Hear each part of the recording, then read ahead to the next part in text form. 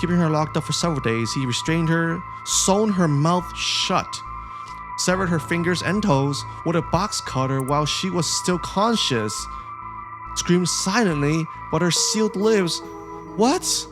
Proceeded her wrists, ankles, elbows, oh my god, this, oh my god. Minasan konnichiwa, Kazu desu. Welcome back to PARANORMASIGHT. Thanks for joining me, let's continue.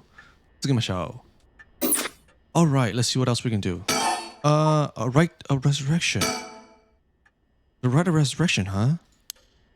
I've read about that in an occult magazine the other day. Apparently some old books showed up recently with all the gory details. And they said that the rite can be found somewhere in Honjo. I remember the first time you told me about that. It felt like my prayers had been heard. Like I had hope, real hope, for the first time. Ever since that awful day, I've wondered, what if I hadn't sent him to school? What if I just paid the ransom? Not a day goes by when I don't think that if I've done something differently, Shuichi would still be alive. You can't blame yourself, ma'am. It was the culprit's fault, not yours. Though I know that won't help any. Grief is funny like that. I'm guessing that's why you're after the rite? Guess I didn't need to ask. It's written all over your face. I can tell how much she meant to you. But, and this is a big but, if this rite is the real deal, using would mean killing someone and stealing their soul. Is that a problem? She doesn't care. If it comes to that, I'm afraid I'll have to stop you. Oh, that's a shame. A shame, huh? That's all? I thought if I'm going to be competing with other curse bearers, then your detective skills might come in useful. You realize you're talking about ending someone's life, right? Don't you see an issue with that? I think any parent in my position would happily kill for a chance like this. That's so, is it? Dear oh dear. What have I got myself into? She is not thinking straight. If it makes you uncomfortable, then you won't have to get any blood on your hands yourself. I don't need you to kill the other curse bearers. I only need you to find them. I won't be party to murder, ma'am. Not even for a client.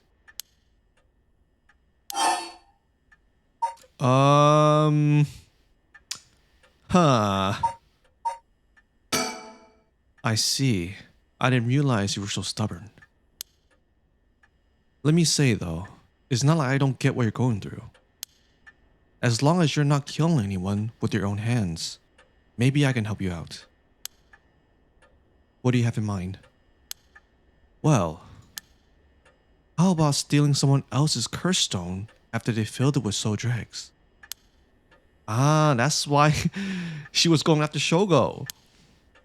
If that was all you were after, then I could lend you my services guilt-free. If the other curse bearers want to kill each other, that's their business. I'm not trying to be a hero here.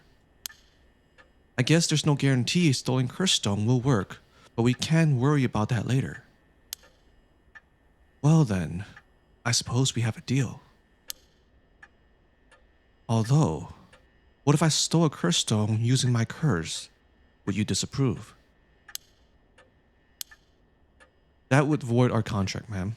Just warning you now. Bye. Well, we saw what happened. Shogo got the better of her though. Let's see here. Before we go any further, why don't you tell me about that curse of yours? The haunting clappers, was it? That's one of the 7 Mysteries of Honjo, if I remember correctly. That's right.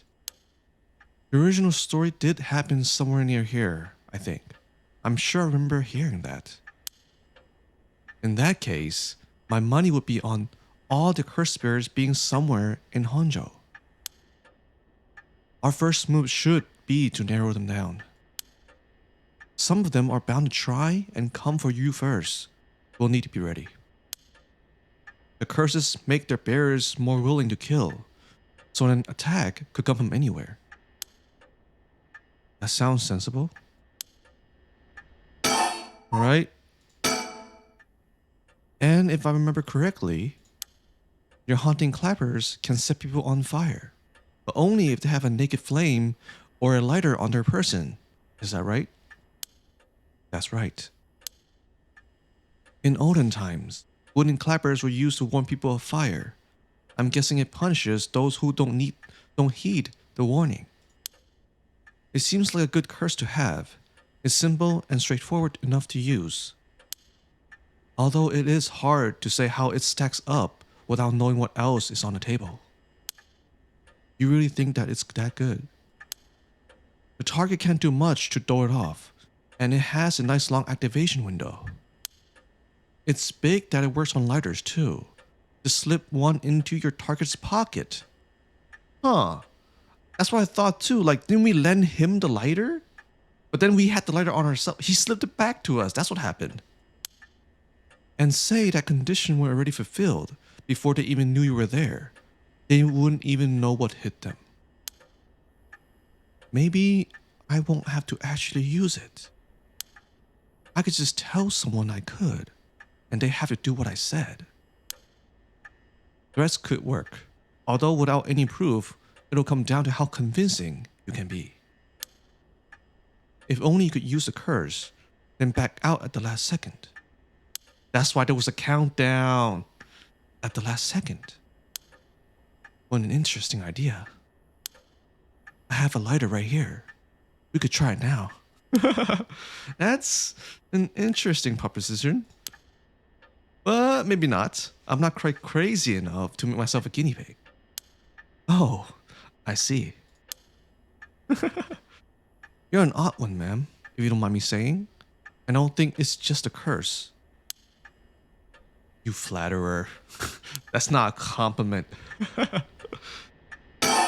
Still, as for what we do next, first of all, I think you should stay indoors. Try not to do anything spontaneous or outside your normal routine.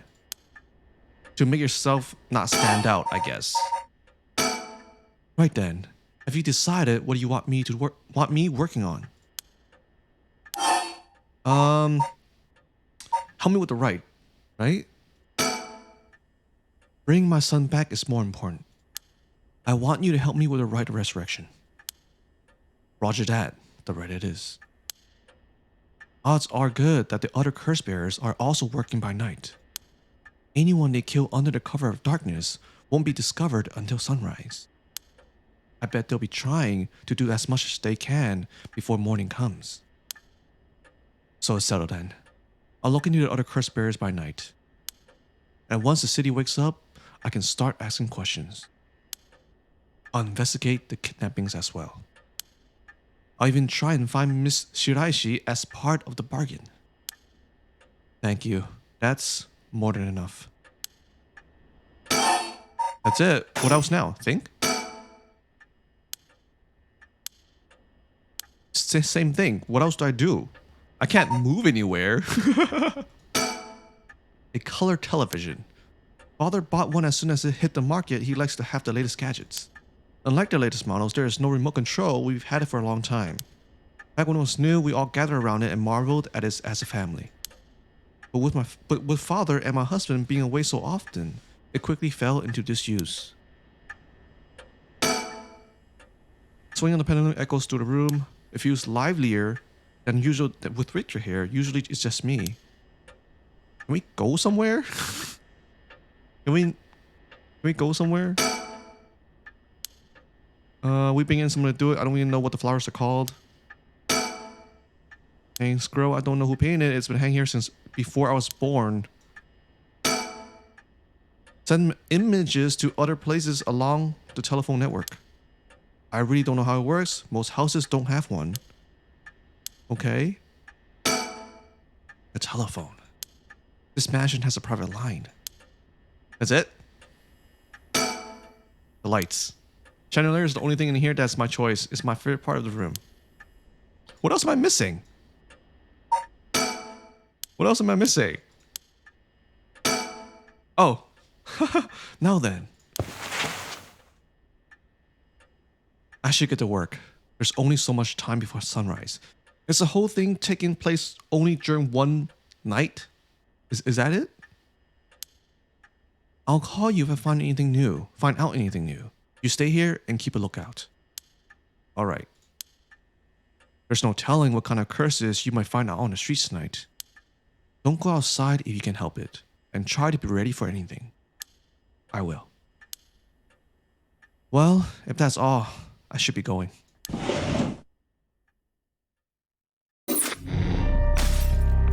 Alright, let's...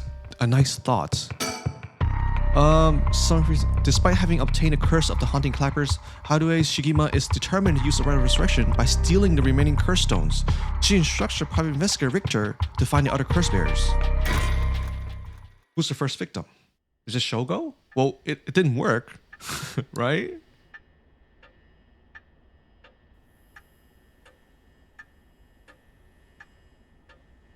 This is by herself? It's been almost an hour since Richter left. He promised he'd call me if anything happened. But he hasn't. So all I can do is wait. And wait. Anything new? Ah. What's this? A newspaper. It must have fallen off the chair. I only leave them in here for the guests. I hardly ever read them myself. I don't think I've taken the time to go over one in years, in fact. Well, it's not like I have anything better to do. Oh my god. Why? Why? I don't really watch much television. It feels as if all the information in the world gets passed through that little black box. But father stopped them from reporting on the kidnapping. That when it happened, I was glad about that. Let's fuss. Does it matter? Anything weird going on? Anything weird? Let's think. I know it's dangerous to go out, but I can't just sit here and let this opportunity pass me by. I have to look for her, Michio Shiraishi. But first, I need to find more soul dregs. Can you leave? Can you leave? It doesn't seem like it. Do I actually have to read the whole thing? Society? Right now it's pollution. Used to be even more polluted. Covered in scum, sewage, industrial waste. Stank so badly that my eyes water. People start getting sick. Fortunately, it's gotten better since then. Air around the industrial district is still filthy with gas and smog. I don't think it matters. Can we call someone? Waiting for him to contact me, but he hasn't. Okay. Television? There's nothing on at this hour. I see no point in turning it on. Are you sure? Do we have to click on everything? Okay. Okay. Okay. Come on. I don't think it matters, man. And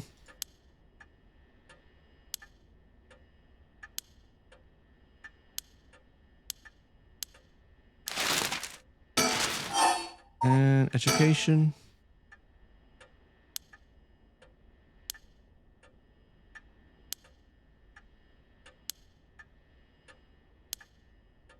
But my boy was too sensible to get mixed up in any of that. I don't want to read anymore. It would only remind me of him. I think I clicked on everything. Every article, at least. What else? What else can we do? Can we not open the door? Think. I need to distract myself somehow. I don't want to be alone with my thoughts. Maybe reading newspaper will take my... Did I not read it? I read it. Huh? How come this one get a check mark only? Okay. Okay, now that's checked off. Was that what Rick was talking about? Transient and short shelf lives.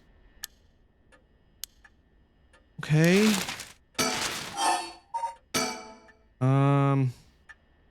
Right. I'm just gonna click through these. I don't think it matters. It's just fluff, right? Dead.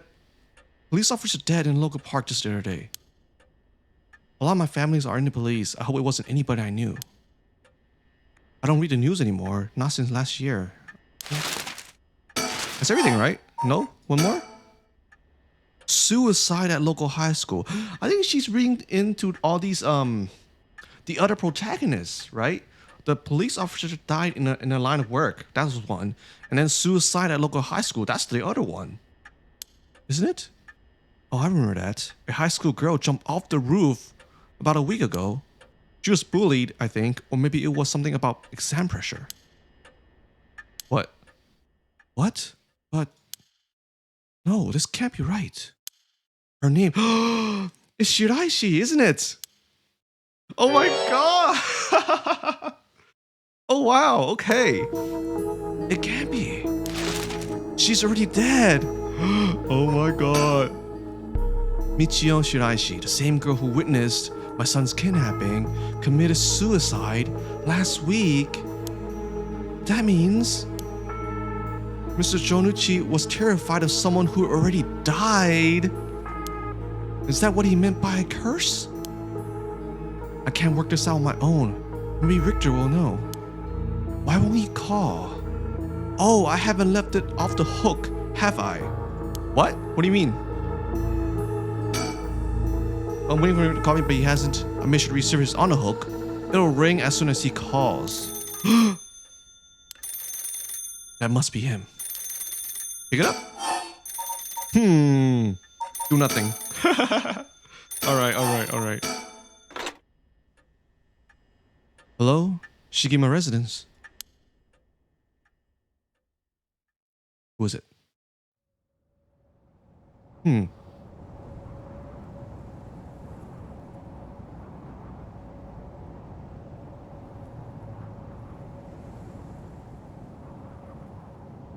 Richter called me out to meet him, and we came here to Komagata Bridge. Richter, there's something I need to tell you. He probably already knows, huh? Honey, I was just thinking the same thing. It's probably the same thing. Please, go ahead. Alright then. I've been poking around places connected to the 7 mysteries, looking for curse bearers. And I think I found a few candidates. He was one? Really? First, a tall man I ran into Kinshibori Park. I asked him for directions, trying to probe him a little, but he turned the questions right back around on me. And he was out of there the second he figured I wasn't what he was looking for. I got the sense curses were nothing new to him. I'm about 40% sure he's a curse bearer. This dude, Jonouchi, was one too? Then there's this middle-aged guy I saw on Sawarigasui Street. There's no question about this one. He had one of the curse stones in his hand. He had a nervous air about him too. It was clear he was up to some shady business. Gathering soul dregs, I bet. He made a good target. Huh. Oh? Next up is a pair. A young man and woman I saw around Ryogoku Bridge. This time, the man came up to me and asked me flat out if I was curse bearer. I told him I didn't know what he was talking about, and he backpedaled and left. Looks like they lurk around there often, looking for kindred spirits would be my guess. Though it didn't seem like they were quite working as a pair.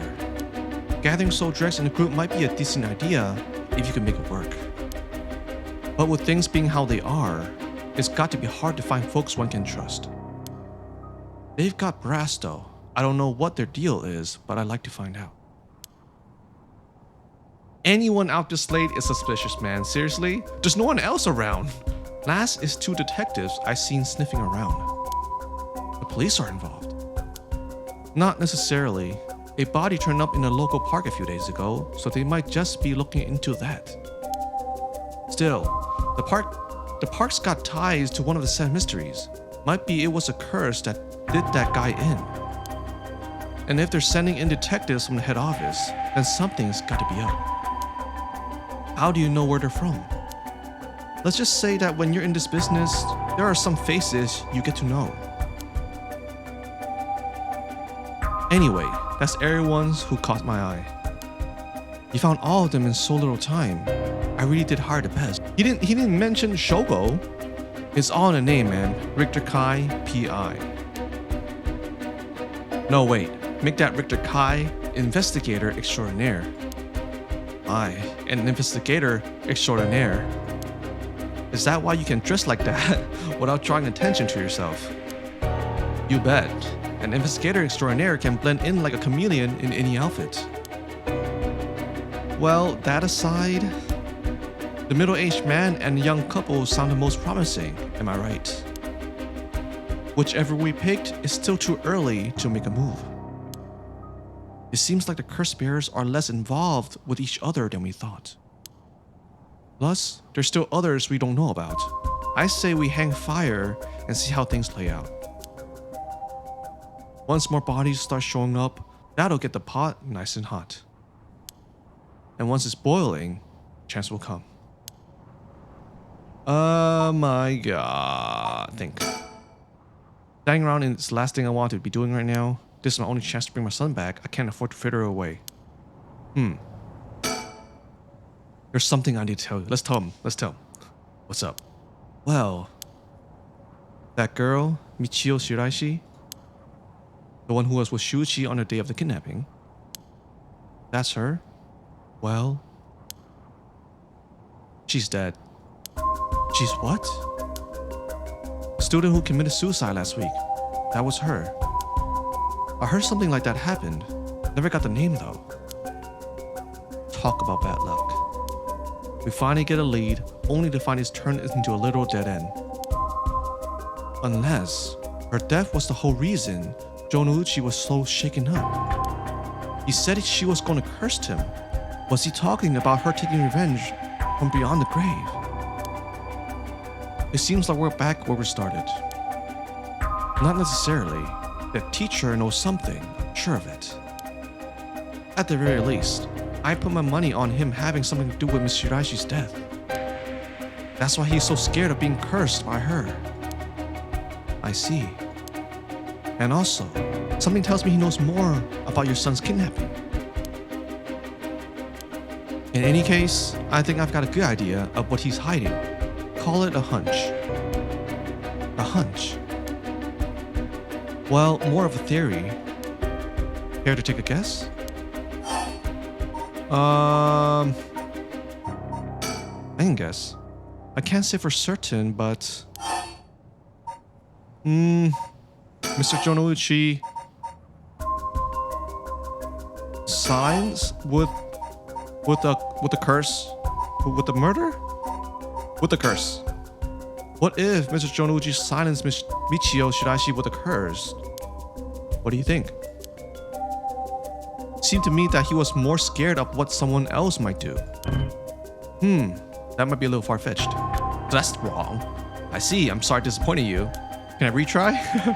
I'm not really cut out to play detective. Well, no point dwelling on speculation. The truth will come out. The truth will out in no time. Right now, I think we need to have another chat with Mr. Jonouchi. Then you want me to tell me something? I've already said everything I wanted to say. What? That's it? I can't move anywhere. Is someone standing around? I haven't checked my surroundings. The Sumida River. The water is filthy and horrid, but at night, when it's still, it looks almost peaceful. Can I ask you something, ma'am? Is the Sumida River what you Honjo folks pictured when you think of home? I couldn't say. All I can tell you is that I can hardly stand the sight of it. Right, should have guessed. This is where they found him, after he went missing. all alone, floating in that horrible water. All I can think is how scared he must have been, how cold he must have been. What did he ever do to deserve something so awful? I've come here every day since then, and I prayed to the river to give him back, to give me back my son. Day after day. You know, in olden times, people believed rivers mark where our world meet the next. So the act of crossing flowing water had a huge amount of spiritual significance. Back when Edo was founded, the people of Chuo saw the Sumida River the same way. They associated the far side of the river with the afterlife. That same place would later become Honjo. All their fear and revulsions accumulated there and took root. But then the Ryogoku Bridge sprang up after the Great Fire of Meiriki, and just like that, Honjo was part of the city too. And as it turned from farmland into a town, the people surrounded it with man-made rivers and crisscrossed it with canals and waterways. Weren't those to prevent flooding? That's what I was told.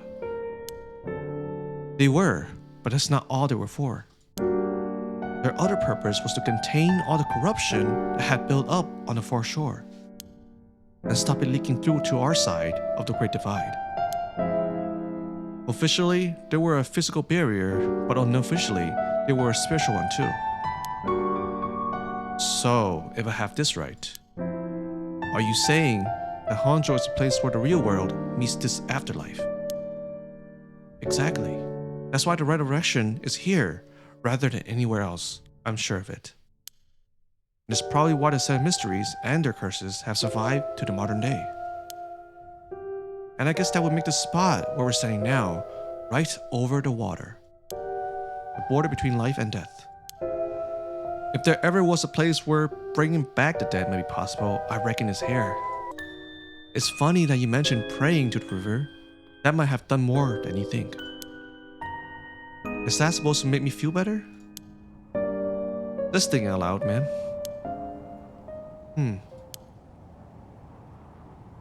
Well, it's a nice thought. Up to the river, yeah. Okay. Right. What else? Is it? Can we go somewhere? Did we get shorter? Is someone up there? We're on Komagata Bridge over the Sumida River. There's a highway on one side and a freeway on the other, but they're both deserted this late at night. I see. Okay. I think that's it. Can we talk to you? There's nothing. He's gazing down at the water. What does he see down there, I wonder? We already talked about it, right? Is there more? Oh, that's right. There's one more memory I have of this river. Do you mind if I tell you? Go ahead. It must have been about 20 years now, when I was still a schoolgirl. Back then, the Sumida River was much filthier than it is now. It was full of garbage and industrial discharge. It was scummy and slimy, and it stank. You could look out over the water and see dead cats, dogs, and pigeons just floating. And one day, among all that filth and garbage, a body? Whoa! There was a piece of a missing hand. Classmate's hand. What? It was almost a miracle when you stop to think about it. What were the chances that someone would find a part of her that was still recognizable? And that although everything but the palm had rotted away in the water, the part that was left would have an identifiable scar. And that they could tell it had been a murder from the blade marks on the bone? What? Wait, are you talking about the Nejima murders? So you have heard of it. I'm impressed. I assume you were but an elementary schooler at the time. I wasn't really aware of it then. I've only heard about it after the fact. I've had no idea the victim was a classmate of yours. What the hell? What? Severed deliberately. Launch a murder investigation. Oh man. What? Neither fish nor shellfish could survive in it, eventually causing an annual fireworks festival to cancel. Huh. Due to overwhelming lack of circumstantial evidence, the investigation ground to a halt until a hitherto unrelated individual came to its attention. During a questioning about a separate incident, Fumichika Nejima, a 36-year-old shop owner with no relation to the victim, divulged details about her that had never been released to the general public, and investigations background was declared testified she snatched the victim from the street and confined her in an underground storeroom of his shop. After his living quarters chose her for no special reason, simply decided she was an opportune target on seeing her walking alone at night. Keeping her locked up for several days, he restrained her, sewn her mouth shut, severed her fingers and toes with a box cutter while she was still conscious, screamed silently, but her sealed lips, what? Proceeded her wrists, ankles, elbows, oh my god, oh my god. Working his way inwards slowly and methodically, constantly wavered in and out of consciousness. Ordeal continued until she died of blood loss. Oh my god. Nejima dismembered the rest of her body and disposed of it behind his home. Huh. The brutality of his actions shocked the nation. Eventually reported. Once apprehended, Nejima readily divulged the details of the murder, but was less willing to explain his motive. Yeah, what was his reason? When he asked, he would only break down in tears, saying, I don't know what came over me, I know it was wrong. In the end, the police could extract nothing more from him than an expression of remorse. Although the efficiency of his methods strongly suggests that he had committed similar crimes in past, no corroborating evidence came ever to light. Nejima was sentenced to life in prison as his first hearing. The sentence was imposed, but no appeal from the defendant. Oh man. Wow. What the hell, man? Oh man, that's crazy, dude. To be honest, it was all a bit of a blur. A wave of chaos just parting around me. Something like that. They said the rest of her body must have sunk to the bottom of the river. They combed the riverbed, but they only ever found pieces. Everything else must have rotted and flowed out to sea.